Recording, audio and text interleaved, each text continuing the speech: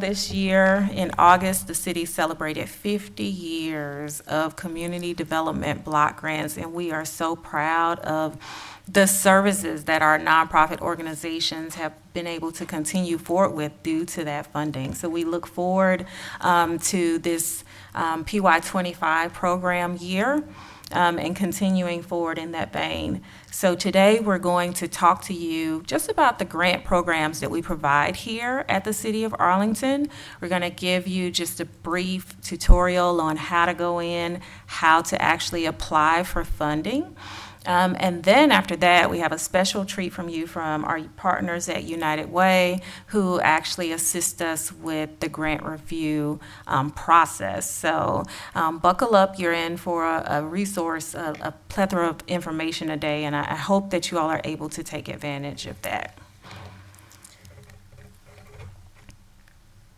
Okay, so I want to give you just a bit of a funding overview. So for those of you all, how many first time, let's see this, I like to do, look at the hands in the room. Okay, so for all of my first time folks, this is just an overview of the funding that we typically have available. So the city receives in entitlement funds from HUD, okay? So that means that it's formula-based, we get them every year. Well, guess what? The pot of funding from HUD has not increased over the past few years, and I know that's probably not a surprise to you, but hey, unfortunately, in years it actually decreases. And so last year, we actually saw about a 2 to 3% decrease in our community development block grant funding, and a 17% decrease in our home investment partnership funding. Why is that? That's because these funds are congressionally appropriated. It depends on the budget that Congress passes annually, one. And then two, because it's formula-based, as the formula shifts, our dollar shifts. As we see new and additional municipalities become eligible for the funding, then they begin to divide that same amount of funding out to all of the municipalities who are now eligible to receive those dollars. So I like to give folks just an honest and transparent heads up of where we are and the amount of funds that we have in. So our community development block grant is probably the largest, well, it is the largest tranche of funding that we get in annually. We usually receive about $3 million. And the smallest portion of that, HUD allows us to provide subrecipient agreements to you all to carry out services throughout the city. There's a cap on the amount of awards that we can give, the amount of funding that we can give, and we'll get into that just a little bit later. But before going in, I think it's important to kind of know just how much money we're playing with here. So you'll see for our public services, we estimate that we should have about $480,000. Now, of course, this is dependent upon how much we actually get in. This is just an estimate based on the amount of funds that we received last year, which was a decrease. They may increase, not likely, but they might. We'll be optimistic about it, or they could decrease again. And then we'll have to make adjustments. As you all know, the budget rarely gets passed in October, rarely if ever. So we usually don't find out what those amounts are until, March, April, sometimes May of the next year. I'll tell you that we're just receiving our award letter in from last year's grants, okay? This year we also have our CDBG Micro Enterprise grant, which I'll touch on just a little bit as well. We have $100,000, or the city has $100,000 that's allocated for that particular initiative. We anticipate that we should hopefully have about $174,000 that goes specifically to our shelter and our outreach services. And then about $85,000 for rapid rehousing and for prevention. And then last but certainly not least, we have our home partnership investment program. We estimate about 1.162 million. Once again, that is based on the amount of funding that we received last year, and last year we did receive a 17% decrease in home funding. I do not anticipate those funds increasing back up. If anything, they may decrease, okay? Special note that we are required to set aside funds for our community housing development organizations. If you are a CHODO, please raise your hand. There we go. Two. The City of Arlington has two CHODOs that we work with to help to build affordable housing right here within the City of Arlington. They work in other communities as well, but they work right here in the City of Arlington. So funds are automatically set aside for those CHODOs. The remainder of those funds can be used for other entities who are interested in developing affordable housing as well. We also anticipate that the range of awards, and this is based on how council has allocated these funds in the past, will be between $10,000 to $40,000. Okay, so CDBG. Our community development block grant funds are funds that we use to provide public services throughout the City of Arlington. Community development initiatives. That means our infrastructure projects. We develop roads. We currently have, if you've driven near Slaughter and Marcellus, you'll notice construction going on there. That is a CDBG funded project. We have another one that'll be starting hopefully in the near future, if you know how public infrastructure projects can go and how long they can take to complete, on Mitchell Street. That is an improvement project that is funded with community development block grant funds as well. Right off of Fielder Road, we have a brand new child care center that's about to go up. That's funded in part with about 1.75 million in community development block grant funds and about 4.7 million in Tarrant County ARPA dollars. And that's going to help us build a brand new child care center, which will provide up to 100 slots for low to moderate income children who live within, the area. So a lot of cool things that we can do with our community development block grant dollars.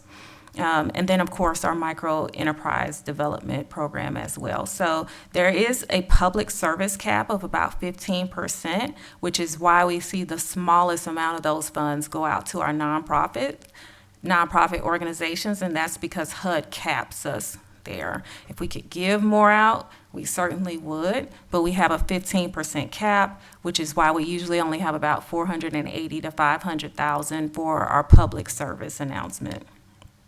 And then obviously our programs have to and must serve our low to moderate income individuals. That's the purpose of these funds, right? The city uses these specifically for that clientele, to help boost them, to help get them from the space where they are and move on to the next level. And so our funds have to go to low to moderate income individuals. Here are just a few examples, some of the CDBG services that we often provide here within the city, that a lot of you all provide as well. Senior citizens, employment assistance, financial literacy, child care assistance, after-school programs, healthcare, substance abuse, education, you name it. We have nonprofits who provide services across the gamut using these specific funds. Next, I'll just speak a little bit to our micro enterprise program. So the purpose of this program is to benefit, again, low to moderate income individuals who are in the city of Arlington. We've tweaked our announcement a bit this year. We worked in collaboration with our economic development department to put together some objectives for this specific program to make sure that we were meeting the criteria that council had set forth. And so we've kind of streamlined the process, and they've helped to develop the assessment and measurement that'll be used for this particular program.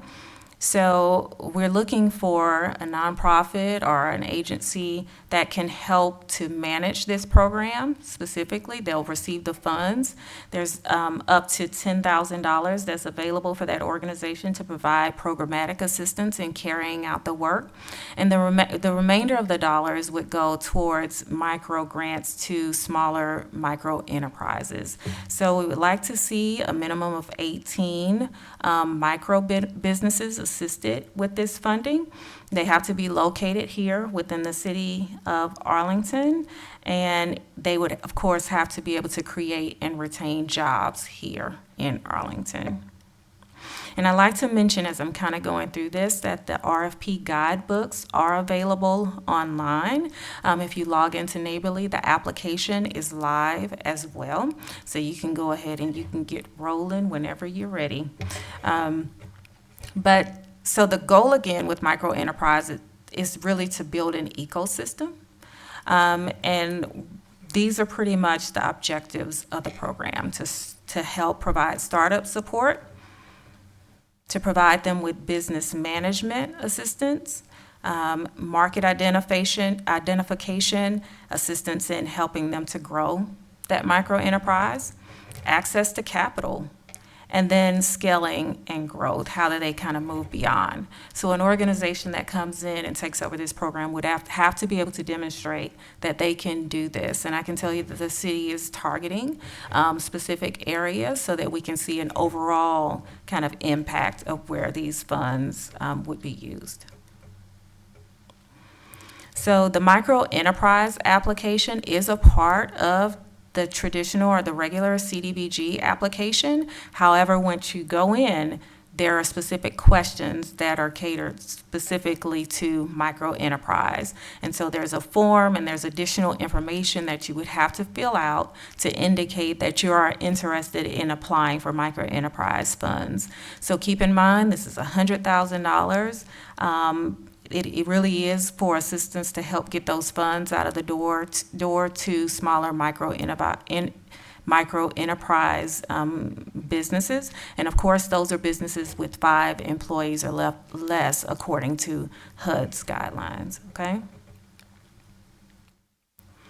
Next up is our Emergency Solutions Grant, and this one is a grant that we use to provide services for our homeless individuals who live within the city. So we see our shelters applying for this. We see our outreach teams applying for this type of funding, organizations who are familiar with providing prevention and rapid rehousing assistance.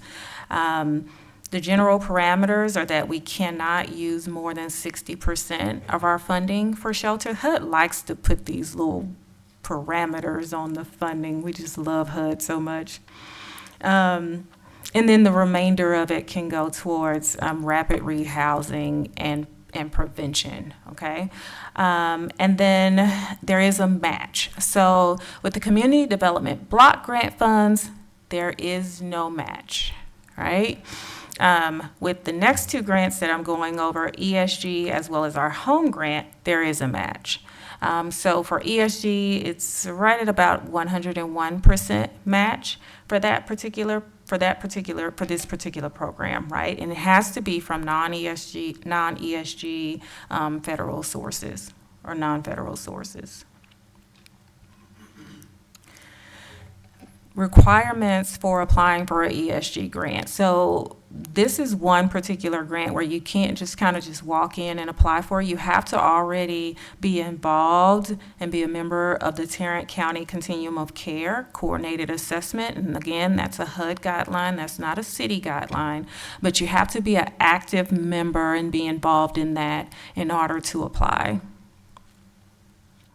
And subrecipients must involve at least one homeless or formerly homeless person on their board of directors.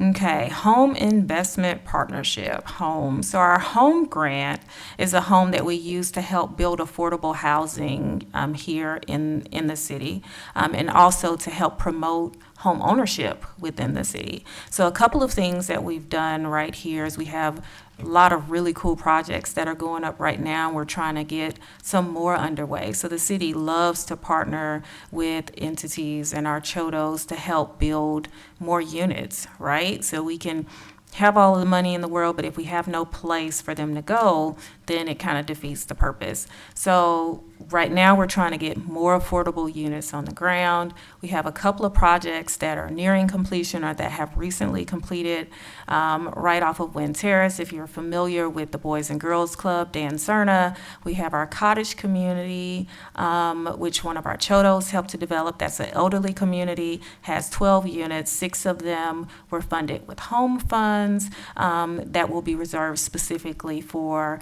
elderly individuals. Now, any of those affordable projects that we do, they have an affordability period of about 20 years on them, which means the city gets to keep that housing stock. We get to keep it affordable for individuals. So you can't just go out there, use the city's funds, and then next year make it market rate. It doesn't work like that.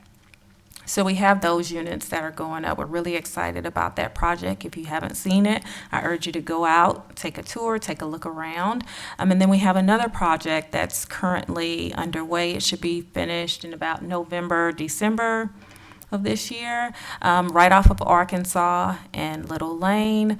There is a 59-unit development going up that's being done by Lytle Ridge Corporation. It's another elderly unit. It has home funds and home ARP funds from the state going into that particular project. So we're really excited about that one. That one should be completed, as I mentioned, by the end of the year as well. So we're able to do some really amazing things with these funds. These funds, though, are not easy to spend. There's a lot of management of these funds. You have to be on top of it. You have to make sure that you're maintaining the criteria. You have to be prepared for us to come out and check and make sure that you're in compliance with Davis-Bacon. And then there's another little cool thing that's now been put in place for all of our federal funds, and that's called BABA, and that's Build America, Buy America, which means that all your steel, your iron, all of the products that are going into the project have to be from right here within the U.S. So you have to take those things into consideration if you want to go after one of these projects, because they will, quite frankly, increase your cost. But once again, it's money that the city is providing you to help go into these units, to help get more units on the ground for homeless populations, for our elderly populations, for folks who just, quite frankly, need deeply affordable housing. Home funds, as I mentioned earlier, come with a match requirement. So there is a 25% match for this particular grant, and you will have to show the supporting documentation for it as well. And then, of course, there's that 15% CHODO set aside.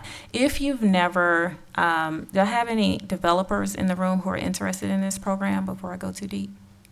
Maybe not. Everybody kind of knows it already. Okay. I was just going to make a suggestion that if you are a developer who is kind of new to the affordable housing world, then I recommend that you partner with a more experienced developer or with one of our chodos and kind of understand the dynamics of how these particular funds work, because it's a different world building affordable housing. It's not the same as market rate units. So we have resources, we have people that we can connect you to if you're interested in learning more about this initiative. Okay, so our PY 2025 action plan. I swear I was just talking about PY 24 last month, it feels. And now we're in PY 25. The days are they're just flying by. So first up, the application is open. Go out there and start applying. I want to give you a little secret. We can see when your application comes in. We can see when you started it. We can see when you stopped. And a lot of the mistakes and errors that we see on applications are usually because folks kind of wait. Life happens, and I get it. But they kind of wait to the last minute to get the application in. I need you to know that we do not accept late applications. because it is unfair to the organizations who've spent their time getting their application in. And as Shanna will tell you, this grant review committee, boy, they are serious about their job. They are a wonderful committee of community citizens who volunteer to review these applications. Many of them have been reviewing, for years. We have a lot of new volunteers who will be rolling on this year, but there are quite a few who've reviewed in the past, and they know the applications. It's like, yep, cut and paste from last year. So just keep that in mind. Don't wait. The application is open. So go ahead. If nothing else, take a look at it. Get a good idea of the documents that you'll need, see the shifts, see the changes, so that you can be prepared to put your best foot forward. Application closes December 6th at 5 p.m. Central Standard Time. Not 5:01. So if you get it in at 5:01, the system is not going to accept it. It's going to lock you out, and it's not going to come through to us. So you need to make sure that you have it in on time. So the process flows that after you submit your application, the United Way Grant Review Committee goes to work. Okay, and they start immediately reviewing your applications, and they'll do that between December to January. After that, it goes to council, and then council ultimately has the final decision on which organizations will be funded and at which funding amounts. So between February to April, we usually have about 2 to 3 meetings, just depending on how many applications we receive for each funding cycle. Then it goes open for a public comment period where we'll come out and we'll present to everyone what the funding recommendations are, how many applications we received, and all of that cool kind of information. And then from there, council reviews and approves. It goes to them for final consideration. And then we submit to HUD on or before May 15th of every year. It's the same timeline, deadline that we have to submit by. Applicants are notified of their awards. And then we usually like to have a nice workshop here for our new subrecipients, especially for our newer subrecipients. And then the new contract begins and we start this bad baby all over again. So that's pretty much how it flows. And once you get into it, you kind of understand the cycle. But I don't want you to take the application for granted. Even if you understand the cycle, do not take the application for granted. Why? Funds are getting slim. And even though we have a lot of amazing organizations that we absolutely adore and love to work with, you don't want your organization to be on the chopping block of that decision line of which one to fund, because funds happen to get cut. So even though council makes a recommendation, remember what I said earlier, we don't have the official budget in from Congress, so we don't know how much our allocations are going to be. So what usually ends up happening is we have to go back and we have to reduce if there's a reduction. And unfortunately, over the past couple of years, there have been reductions. So that's the reality of it, and I want to be 100,000% transparent with you. The dollars are becoming more competitive. So you have to justify your need. You have to provide the data to show why this program is important, why your program is going to work, and why it is needed here within the city of Arlington. Why? Because all of them are important, right? Homelessness is important. Protecting and growing our youth is important. Making sure that we have affordable housing is, like, all of it is essential. And so just make sure you're putting your best foot forward, and I think at least you'll have a fair shot at it. Okay, so now we're going to give you just an overview of the application process so that you can kind of get a look into Neighborly. Some of you are pros now. Just a little background, we switched to Neighborly and everybody was, oh, we hate Neighborly. I think now folks are starting to get a little bit adjusted to it. But so our application goes through our Neighborly platform system. And so I'm going to bring up, I believe, Kevin and Shanna. and they are going to give you just a brief rundown of how this system works. And as they're coming up, Kevin and Shanna are actually, Kevin's hiding out. Why is Kevin hiding over there, Shanna? Okay. They get a little shy. I don't know why, but because they'll talk you to death in the office. But Kevin and Shanna are actually two of our coordinators who work here on staff. So once you become a subrecipient, you actually work with them. They're the ones who are processing your invoices. If you have any questions, they're the ones who you would actually be working with. So it's good to kind of put a face with a name. So if you haven't had a chance to meet them, this is Shanna Washington and Mr. Kevin Fulton. Thank you.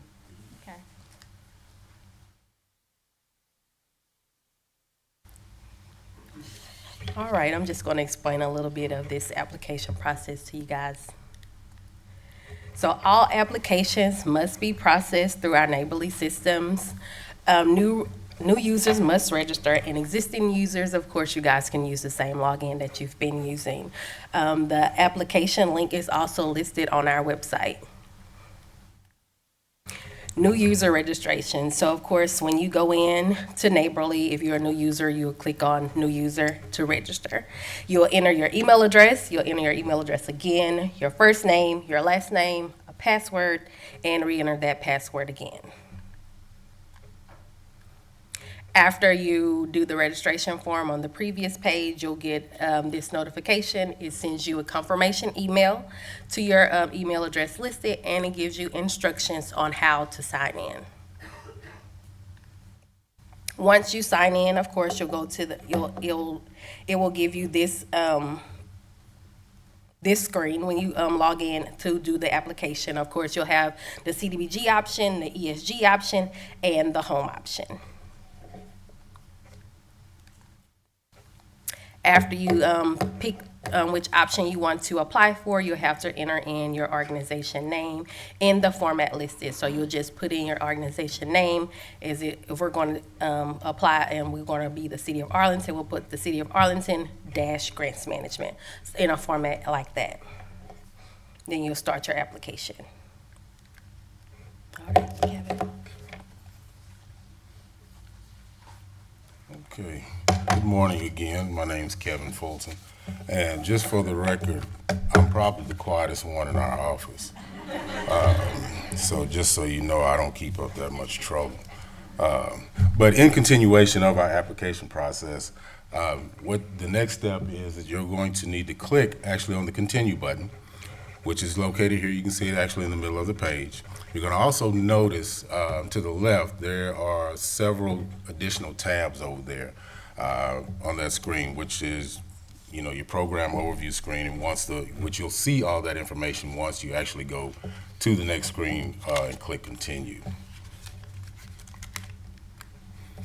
Okay, and in this screen here, this is very important as well, saving and completing. So each section of the application is going to allow you to save the section prior to completion, or to complete the section and continue to the next section. So just know, and it's very important, I would actually do it after each entry. Go ahead and save that information, because anything could happen. You could have a power surge or anything. We had an instance here where we lost power for several hours. So definitely make sure that you save each entry that you go into, just so you keep that information. And so again, as you saw previously, to the left, these sections here, as mentioned in the last statement, these sections do not have to be completed in any specific order. So as you retain or get the information that you need, go ahead and enter that information in that particular section in any order that you feel that you need to do. This particular section here is going to allow you, or these two tabs will allow you to assign users and also print out your application after completion. When you're entering particular users, we'll be able to talk you through that if you have any issues with that particular section, but you want to make sure that who's ever going to be entering this information into Neighborly, that they have access, and it'll just actually be adding their name and their email address as well. Okay, and again, as I was speaking earlier, these particular sections here, each application section, you're able to print it in PDF or in Word format. There's going to be a printer icon at the top right-hand corner. It's going to be a little green printer, so if you need to print that information out to retain for your records, you're definitely able to do that. Okay, so in this particular section here, okay, you want to make sure that you fully answer each one of those questions. More is typically better, but you want to be as concise as possible. Also, you want to provide all required documentation, okay? Additional documentation as necessary for clarification, and upload documents via PDF. A lot of times this is for, it's easier and less problematic to upload when it is in a PDF form, and it's also protected. So therefore there aren't any additional edits or anything that may happen within the system. Your name each document in the following format: organization name, name of the document, and it does also say where the name document is taken from the required document list. So there's typically a drop down within there, and you can actually select it. If not, you can just select other.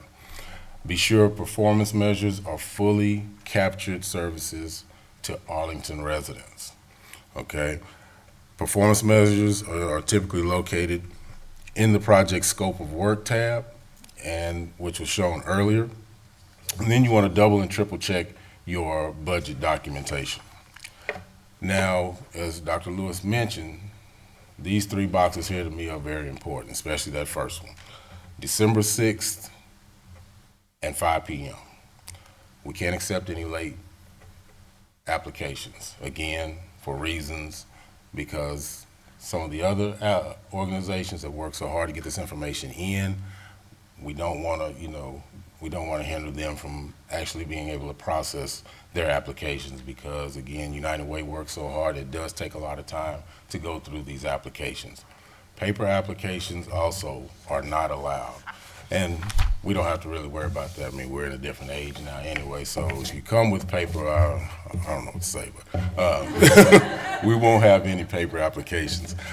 So next up, we're going to have our evaluation criteria, which Ms. Sarah Kanema is going to come up. She's our grants evaluation and compliance analyst, so she's going to come up and give you an overview of that particular section as well.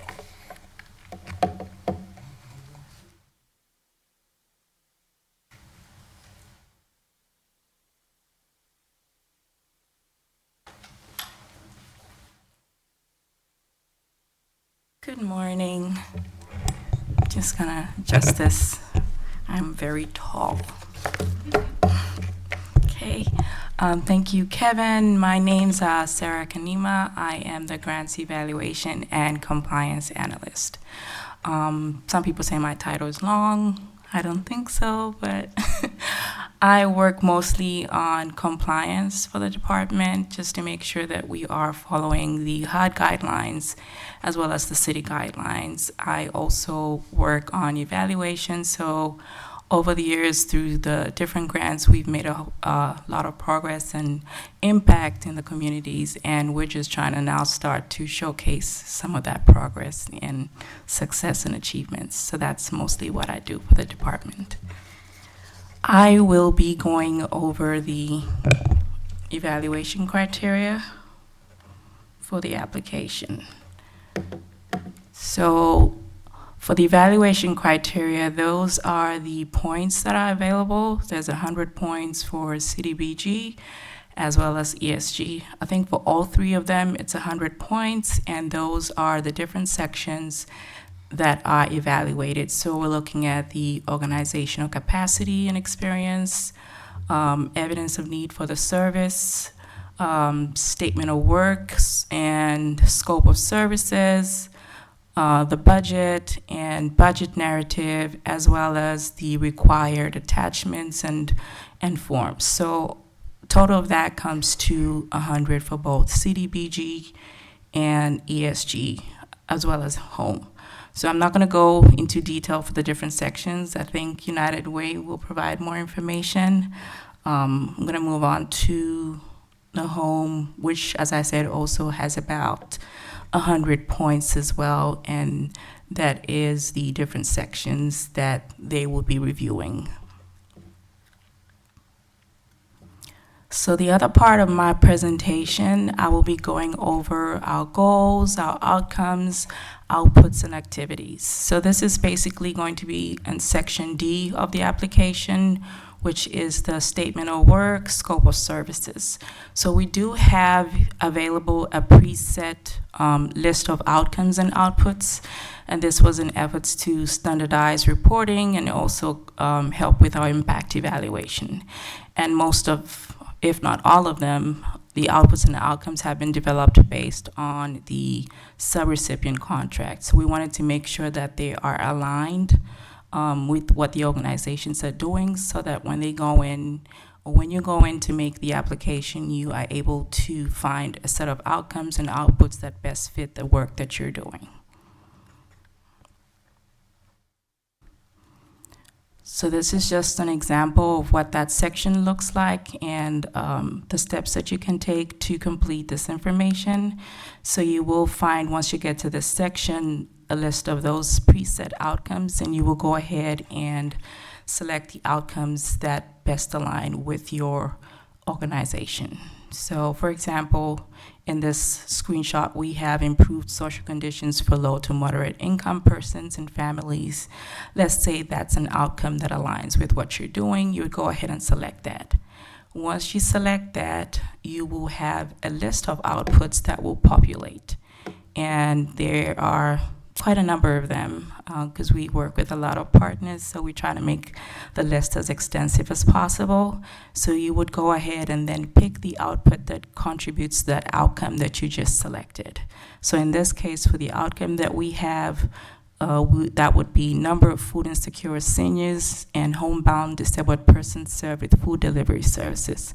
That's just one example. There could be something else down the list that also could best align with what you're doing. After you select the output, you then go ahead and select an activity that also best aligns with the outcome and the output that you have selected. Once you click on the activity, then you have a box that populates, an option for you to give us a bit more information. So our activities are a bit generalized. So under this box, you can then go ahead and give us a bit more detail about the activity that will contribute to the outcome and outputs that you have selected. And then after you give us a description, then you go ahead and give us what your targets are going to be for that activity. And we break down the targets into quarters. So we have the 4 quarters, and you go ahead and put your numbers for your targets, and then you go ahead and also pick the unit of measurement. So we have listed, I think, 3 units of measurements, but we also have an option. If none of those 3 fit with what you're doing, you can go ahead and pick the option other, and then you give us, there's a box that populates for you to specify what unit of measurement you would be using. After you put in your targets, there's another option to add another activity. So you may have 1 outcome, 1 output, but then you have 2, 3 activities under that output. There is an option to select an additional or add an additional activity. So go ahead and just click the yes option. And once you do that, then another box will populate. And then you can go ahead and start the process all over again. And if it's another output that you need to add, there's also an option to do that. And the steps populate according to the option that you pick. So that is the process for selecting our goals and outcomes. For our new applicants, if by any chance you find that what we have preset does not align with what's in the system or with what your organization is doing, please feel free to reach out to us. I would also recommend going through the application a little early so that you see what we have there and see if it aligns with what your organization is doing. And if not, we would then see how best we can accommodate you. But I think we did a fairly good job to have as many activities, as many outputs and outcomes listed there, but not or it's not an all size fits all, but if that's the case, then please reach out to us. Okay, so that brings me to the end of my presentation. I will go ahead and hand over to Ms. Catherine Donaldson and Haida from Finance, and they're going to go over the post-award expectations and requirements. Thank you.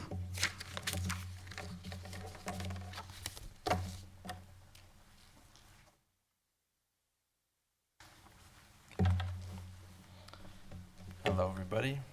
My name is Haider Akram. I am the Senior Grants Accounts Analyst here at Grants Management. Here we have Ms. Catherine Donaldson, who is our Program Specialist, and we are tasked with the finance responsibilities here in Grants Management. So our key responsibilities include administering monthly reimbursements, monthly account reconciliations, budgeting, and forecasting financial reports.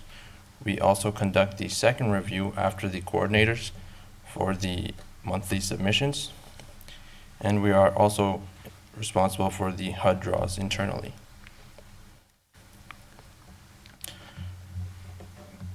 Here's a visual illustration of the draw request lifecycle. So as you can see here, by the 10th, we need the subrecipients to submit their monthly invoices. The next 10 days will be followed by the coordinators going over the first review. This is a thorough review of contract and budget compliance. The following few days, Grants Finance, which is us, we will conduct the second review by the 24th. And once the second review is complete, we will pass it on to the coordinators to submit your request to AP for processing. City of Arlington accounts payable is to process your invoices within 3 to 4 business days. And by the end of the month, we plan to have the payments dispersed.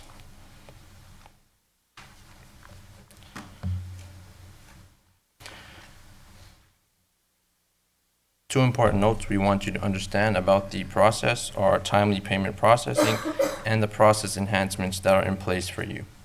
We understand funding is essential to a successful operation, directly impacting how we serve our community.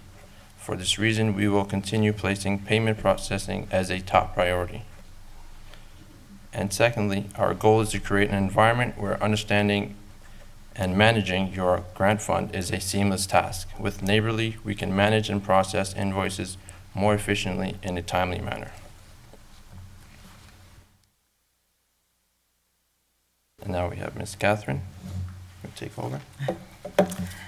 So just to go over those tips that Hyder just went over, I know this section is most important because this is how you get reimbursed for those funds, for those important programs that you all are rendering to the City of Arlington. So monthly invoices, again, are due by the 10th of the month.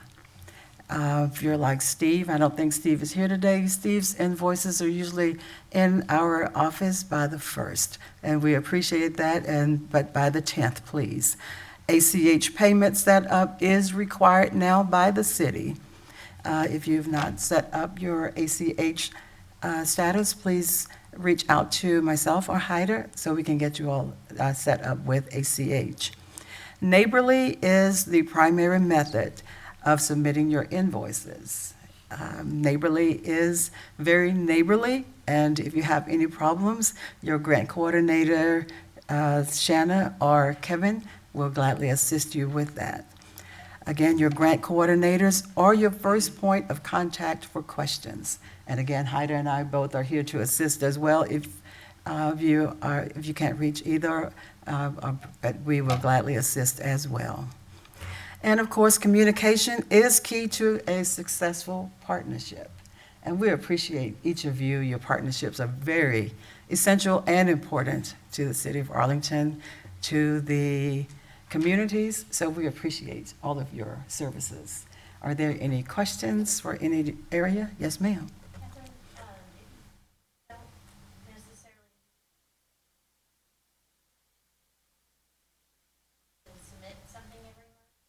It is better, Donna, that way we will know that that was intentional. So if we don't get an invoice, we prefer to get an invoice just to know if, even if it's zero, if you're not claiming any reimbursements. At that time, we prefer to get an invoice just so we can stay on track and know that you're not getting reimbursed for anything for that month. Yes.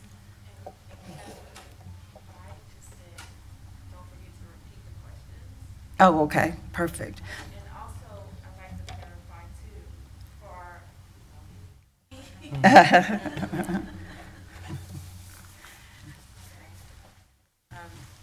just to add on to what Ms. Catherine just shared with you all, for our CDBG and ESG, it's just a little bit different than our development projects, right? So with CDBG, ESG, with our program services, yes, monthly invoices are required, whether or not you're requesting funds back during the month or not.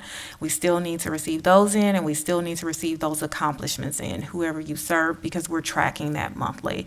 Now, with our developers, they have different draw schedules. So that would be outlined in your agreement up front when your draws need to be completed. And we will, use the contract as a guide to know exactly, when we should expect the next draw to come in. So, thank you. I'd also like to put Ms. Catherine on the spot here. Ms. Catherine is retiring. Yeah, so for those of you all who've been working with her for years now, she's actually leaving us within the next couple of months, Ms. Catherine. She's trying to run away here from the city, so she's retiring. So, just want to throw that out there for you. Thank you so much, and thank you for clarifying that, Dr. Lewis. Are there any other questions? Yes, sir. Okay, so for those of us who literally have never gone through this process before, I'm just clarifying, what I'm hearing you saying is, if someone is awarded a grant, it seems a little different than other grants. It's on a monthly basis, and you would submit an invoice, and then it would run through the process that you just outlined, and then small chunk by small chunk. No, I'm not hearing that. They're saying yes, keep nodding. Okay. Oh, okay, so in the neighborly system, you can go in and you can submit a report that shows zero, okay? And so once they get that zero in, it's not going to go through our full internal 30-day review process. They'll just know not to badger you, okay, about your report not being in monthly, in essence. That full 30-day process is just for our subrecipients who've submitted an invoice to kind of give them an idea of how long and what the internal process is for payment. But if you submit to us a zero invoice, we have some organizations who already have clients in, but they're not submitting a payment remittance or invoice for that particular month, but they want to show the accomplishments, right? So they submit a zero invoice, but they show us that, hey, we still served 20 people this month. We're still counting that, and we're still reporting that out. So the reports are still due monthly, regardless to whether or not you're requesting funds.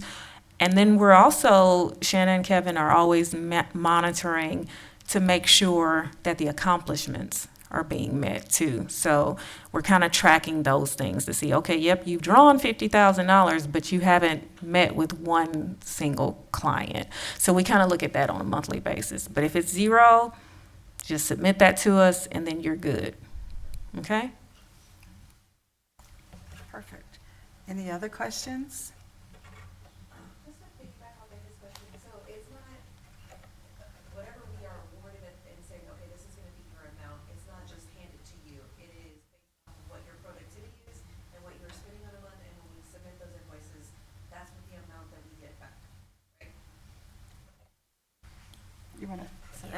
That's why I didn't want to come up here. But no, yeah. No, these grants are cost reimbursable. So that is a phenomenal question. Thank you for asking that question. See?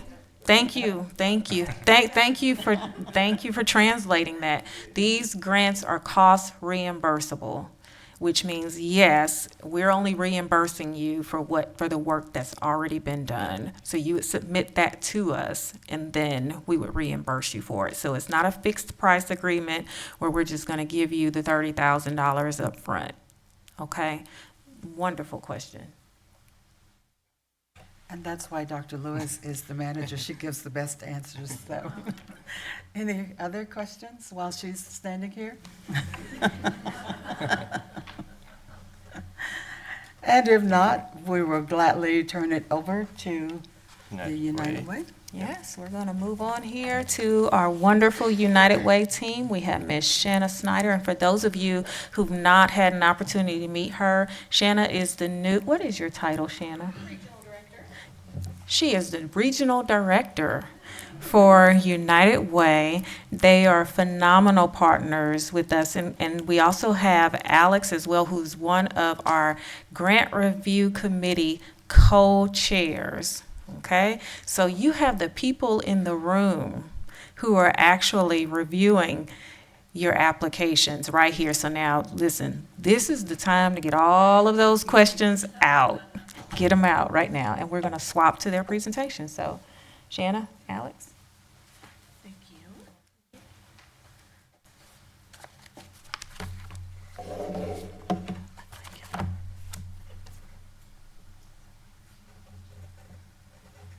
How are you guys doing? Good? Are we awake? Like, do we need a stretch break? A little dance break? It's a lot of information, lots of words, kind of early in the morning. Hopefully you've had some coffee now. Okay, let's get started. So for those of you who have been here before, which I think is the majority of you, you know at this point, if United Way is standing up here, we're on the downslope. So we are nearing the end, and then we will all go back to the very busy jobs and lives that we have after this.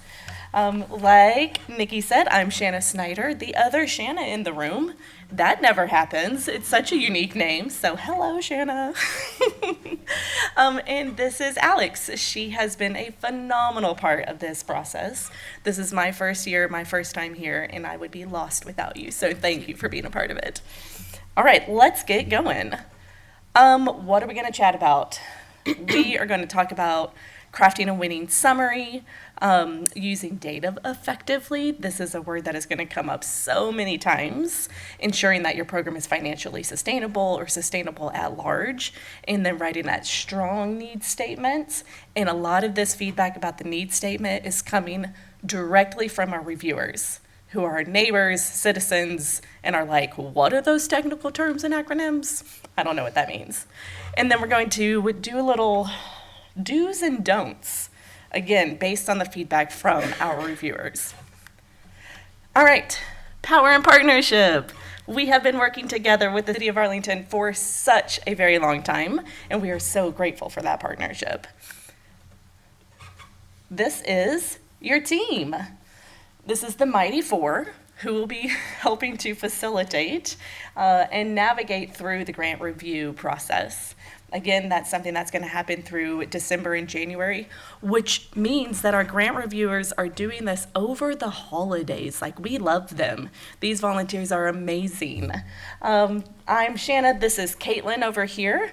Caitlin is our program manager, also a force to be reckoned with. If you ever need anything from United Way, she is the right point of contact. And this is Alex, and unfortunately, Kathleen was not able to join us today, but I imagine a lot of people in the room already know Kathleen. Okay, Alex, to you. Okay. So one of the biggest things to keep in mind is that all of these reviews are done by volunteers that either live or work or both in Arlington. The city of Arlington has a really big commitment to getting citizen feedback into how their tax dollars are being spent, which is pretty awesome. The other thing is that the United Way is not the one reviewing your grants. They are coordinating and facilitating, getting 30 to 40 volunteers, coordinating reviews, consensus meetings, all that is a lot of heavy lifting. And so that's basically what United Way is doing. And the review panel, we all, like she said, we're reviewing these grants over the holidays, and then we come together in a consensus meeting and where the review teams get together and discuss how and why they scored things, and if there's a big point spread to try to get closer. Maybe so-and-so missed, that they're missing a statement, or that the math doesn't math, which happens, sadly, it does. And those comments from those meetings get compiled into a sheet that goes to the city and can be requested by you, and is really helpful feedback whether you get funding or not, because you actually get to see what reviewers think about your grant. Was it intelligible? Were there points where they were confused, which maybe that'll help you on other grant applications where you're not getting that feedback. The biggest thing is also you have the answer key, in a sense. You have the scoring rubric as you're going along. And one of the things that costs people points every year is incomplete answers or missing forms that absolutely gets caught and called out, like, wait, you didn't submit your, you got the executive bio but no resume. They want to see all of the things, and they're looking at all of that. So a little bit on the grant. Parts of the grant proposal. I know we've done a lot of this already, but these are the points that come up with reviewers every year where they're confused, or we see a lot of room for improvement, and we just want to touch on that to help you improve your application. So you've got the executive summary, the needs statement, all the normal parts. And we're going to dive into a few areas, particularly the executive summary and needs statement, a little bit more. Just because they tend to be areas where people struggle. So, you've heard the word concise, I think, about 10 times today. And one of the things to keep in mind is that, the grant review teams, it takes about an hour to review an application if you're a speedy reader. And you want people to really have the time to go through everything you give. So if it can be tightened up or shortened up a little bit or said more concisely, you want to try to do that because you've got limited attention and focus, right? The needs statement, one of the things that gets a little bit tricky is you really want to highlight what is the program, the issue, how you're using these funds to address the need, and being really specific with what you want to do with everything. I'm sorry, I got ahead on my notes pages, and that's always fun. So one of the things to think about is we're describing the problem, not the organization. So you do want to say, okay, this is what my organization does, but we're not selling your organization. You're selling the program to your grant reviewer. What do you want to do with this money? What's it going to get done? We're going to dive into point 2 more, but recent data and comparative statistics. So points 2 and 3 are the biggest things, especially because think about the people in your life, right? You have the people who think with their heart, who get, very emotional, and you have people who are very data-driven, and you have people who are both, like me. I'm a CPA, so obviously I love spreadsheets, right? But when you can combine both of those are always the most effective applications because you're getting the feelings involved and supporting your feelings with data, which is just, think about marketing. That's all what that is. You also want to explain how your services are impacting the population. What does your organization do for the people that you're helping?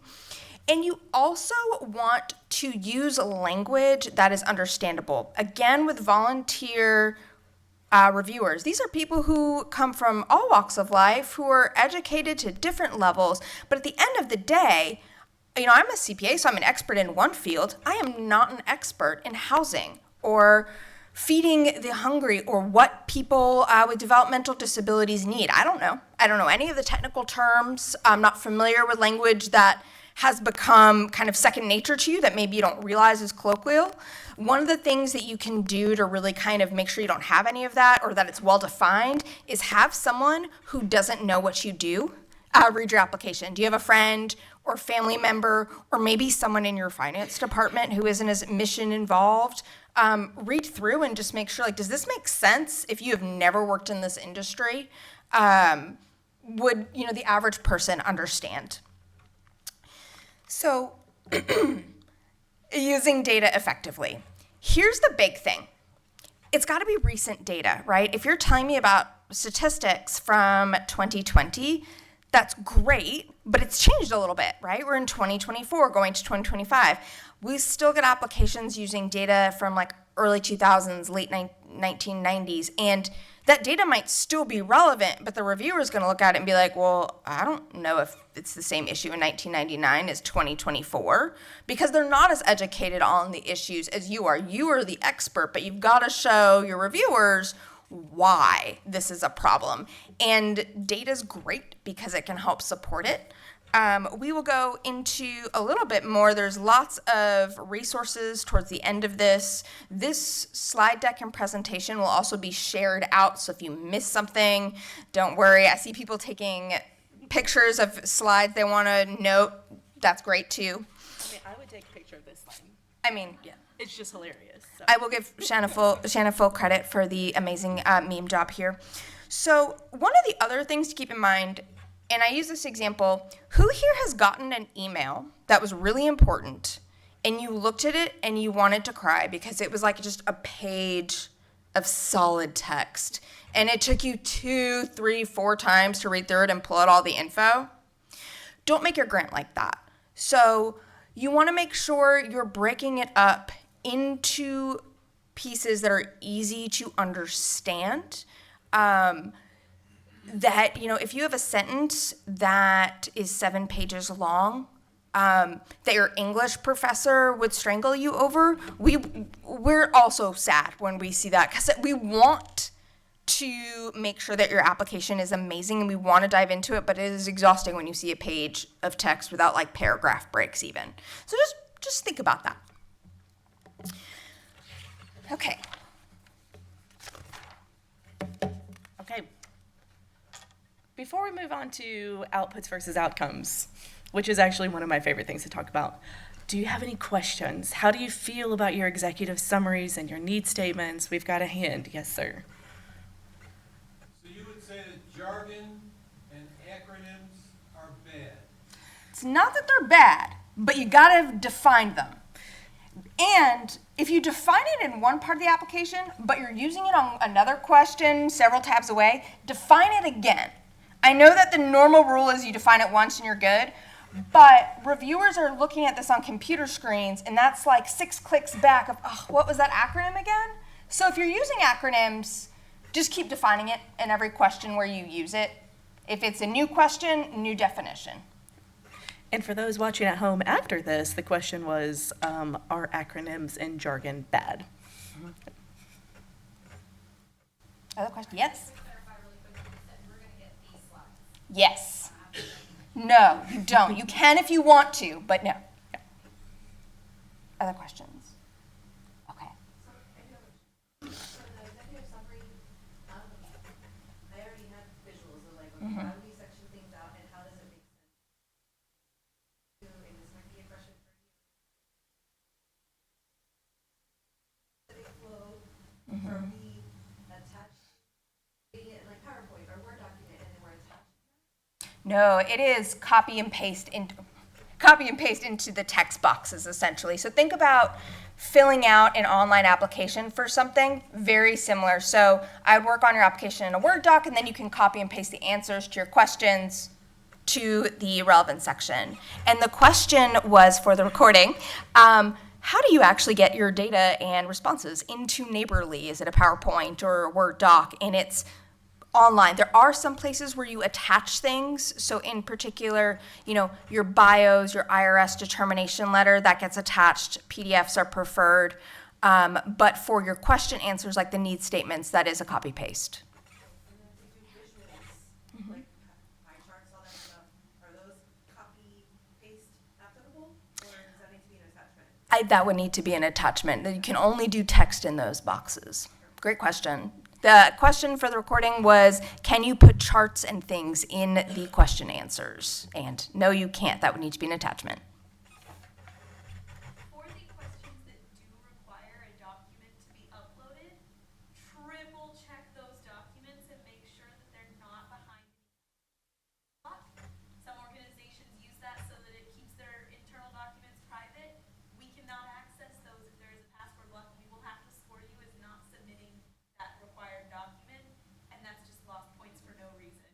So just to repeat, make sure any document that you uploaded is not password protected.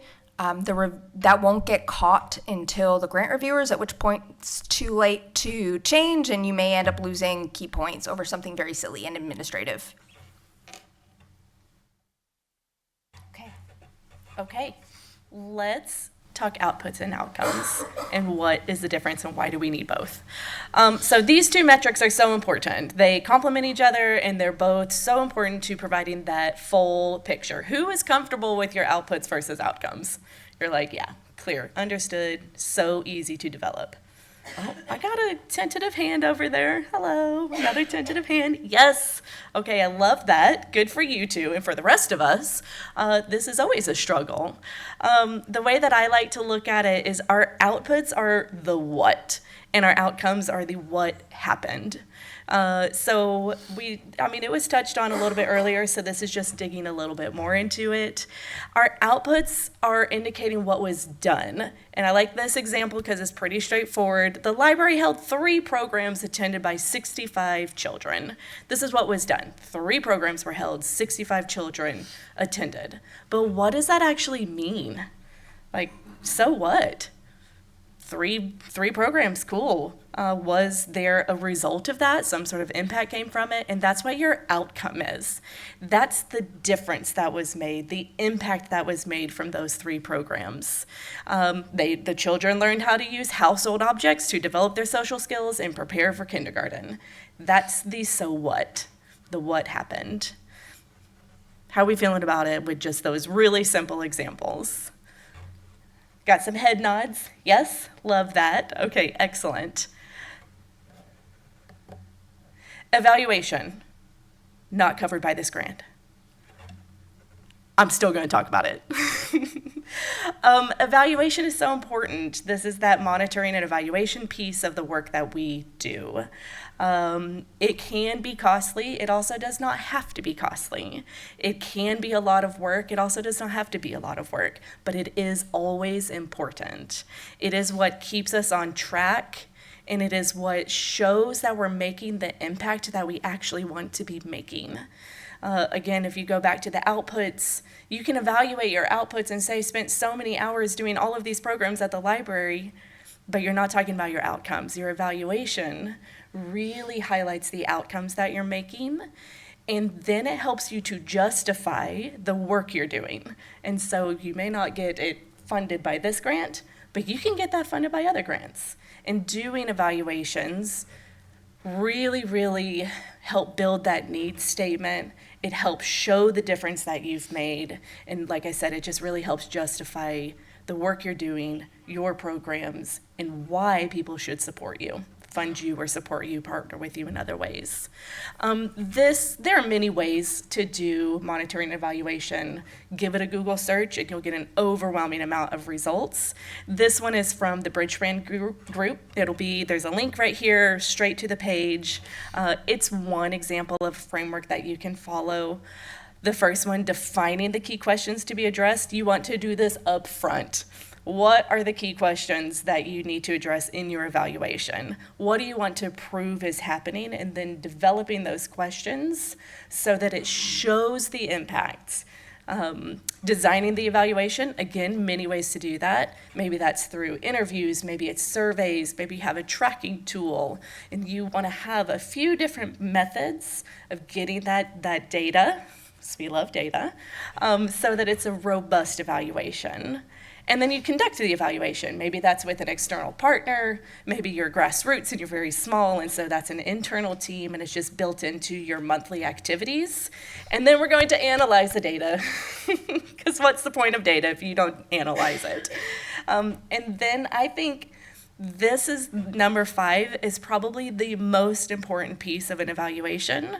It is the outcome of your evaluation process, the so what. You're going to implement changes for improvement based on your evaluation and the data that you're gathering.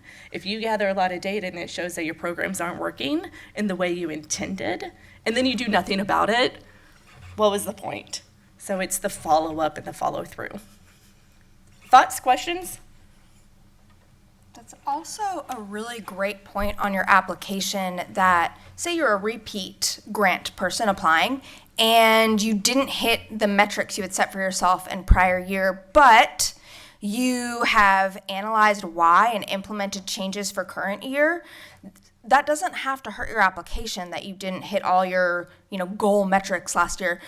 If you're saying, well, here's why and here's what we're doing to change it, and maybe it's more realistic metrics, and maybe it's just that you needed a slight program change. Having that narrative helps support. It doesn't mean that you did something wrong, right? You're growing.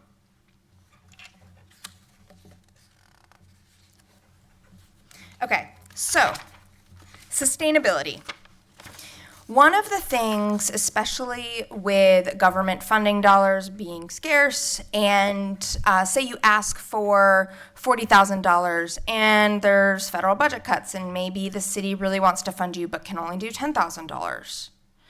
How will this program run in the future if you don't get these funds? How is this program being supported by things other than city funds?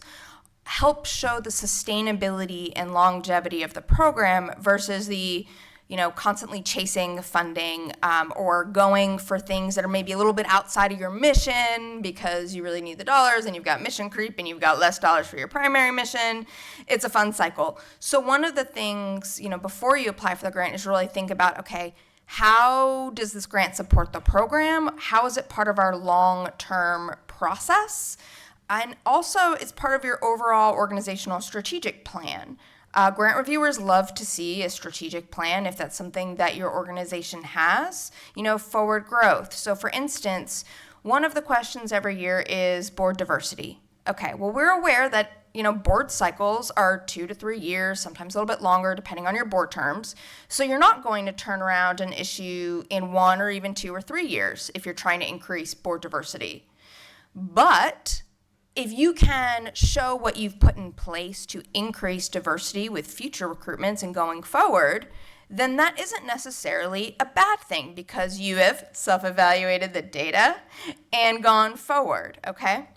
So it doesn't need to be robust, but again, if you're seeing a question that you don't think you can get full points for because of your current status, but you have a great plan in place that you're currently working on, that can be really helpful to help you get a couple of extra points on an application. It's also talking about adaptability. So, we talk about COVID, but it put a lot of emphasis on the need to show that you can be adaptable and flex and pivot if something goes wrong, whether that's with funding, the program, the globe, any of these things can happen.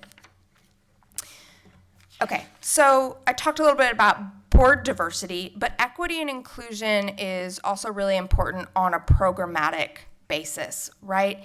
And I'm sure everyone in this room has talked about equity at some point, and especially if you're a nonprofit, you tend to be serving marginalized groups that haven't necessarily been part of the main conversation. So making sure that we're building that into the programs, or if it is built in, that you're showing how it is. So for instance, say that, you have a survey that you're giving to clients, client intake form. Is it available in multiple languages? Well, if it is, go ahead and upload that form in all the languages, or say this form is also available in Spanish and Vietnamese, which are the top 2, languages in the zip code that we're serving. That can be helpful.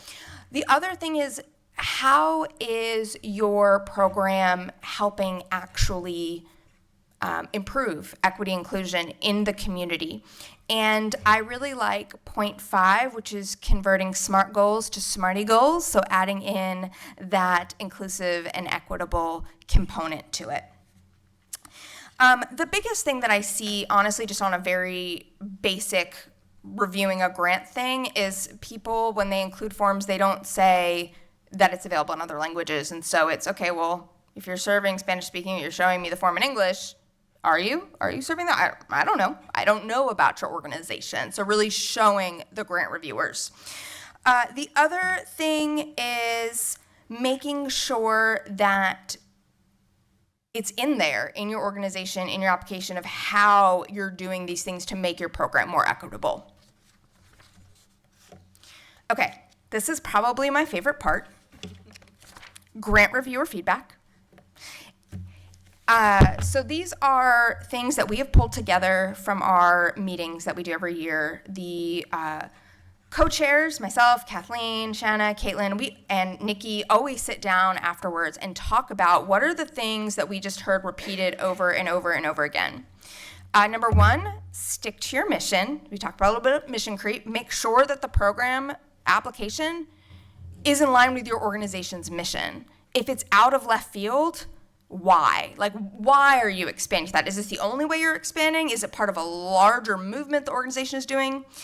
Clear metrics. I cannot tell you how many times, even personally, and I am a numbers girl, I have looked at outputs, metrics, outcomes, all the things you're putting together to show us even cost per person served, and I have no idea what it means, how you got from point A to point B, and sometimes there'll be charts and things, and unfortunately, Neighborly isn't subtotaling for you, so have someone else check your math behind you. You don't have to be good at math. A calculator, a computer, a spreadsheet will do it for you. Don't be afraid of the numbers, okay? I said a lot about copying and pasting. So it's not wrong to copy and paste, right? It's like what you do with a resume. It's like what you do with your grant applications. It's very similar from grant to grant.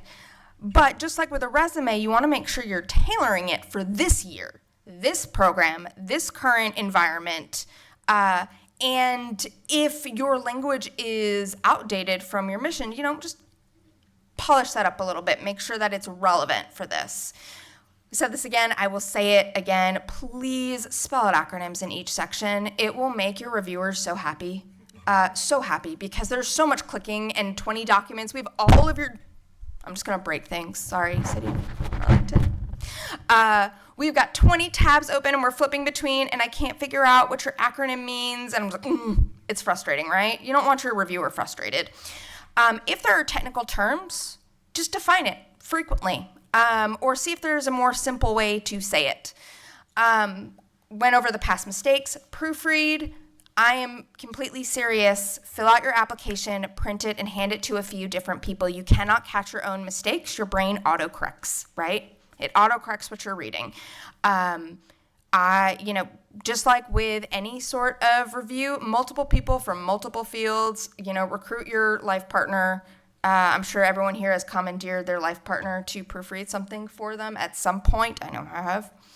The other thing is that if you have applied before, those one-pagers of comment sheets with everything the grant reviewers said about your grant application are available upon request. If you haven't requested it, maybe go ahead and request it, especially if your application maybe didn't get as high of a score as you thought it deserved. See why. What are you missing? What can you improve on current year to really creep your application up to that A grade, okay? All right, do's and don'ts. So everyone today, your morning is already shot, right? You've been here all morning instead of doing your job. Before you click into your email when you get back, I want you to go online and read through the application. And if there is anything that you don't understand or isn't clear, make a list of questions, get those answered now. Because also, who here takes PTO towards the end of the year? Everyone, right? So there's reduced bandwidth for answering questions and all that. So get those questions in early. Read the entire proposal. That seems obvious, but read the entire proposal.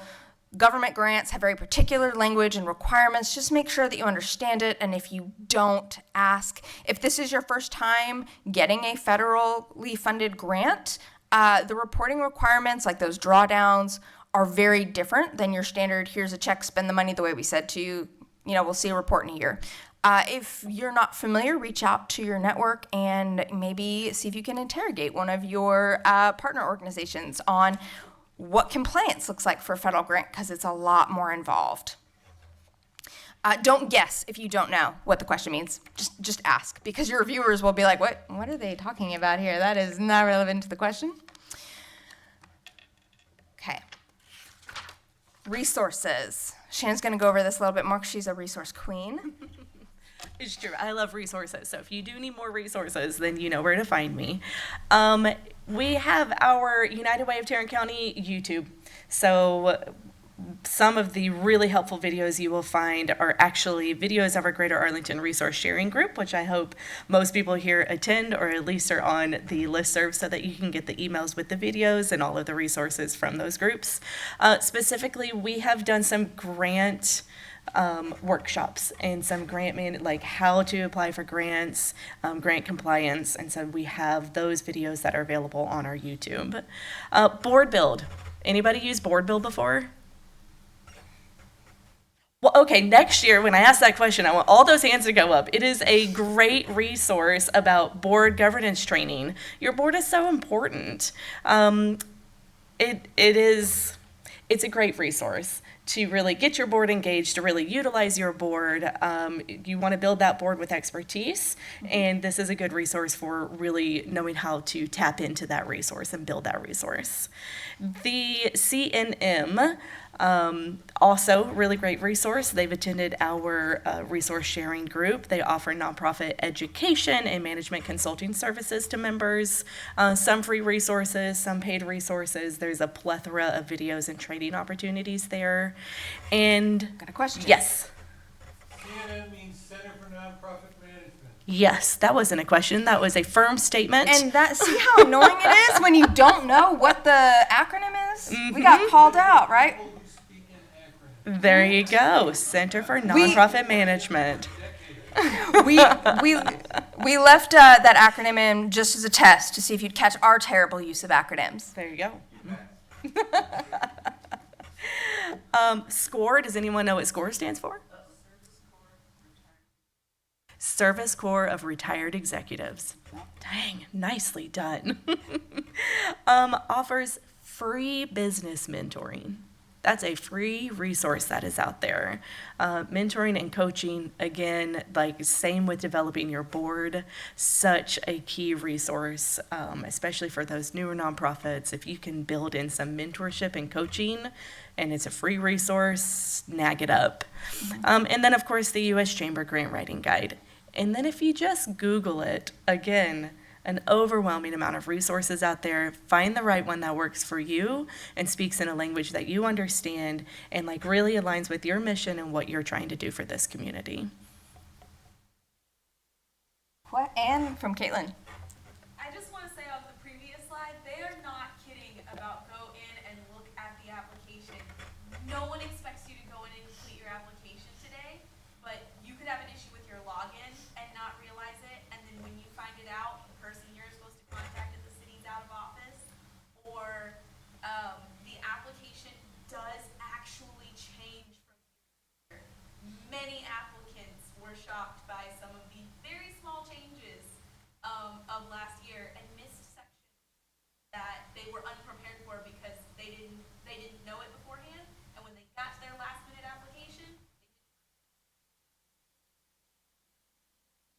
joke on go in and look at it.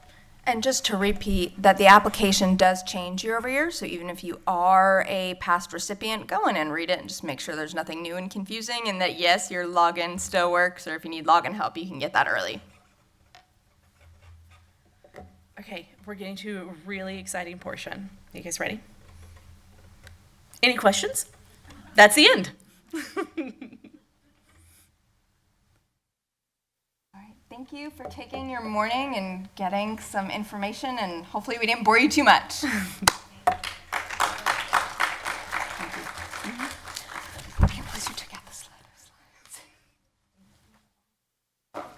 Thank you all so much, Shanna and Alex. You all are amazing. We love partnering with you all every year to help make this process run smoothly.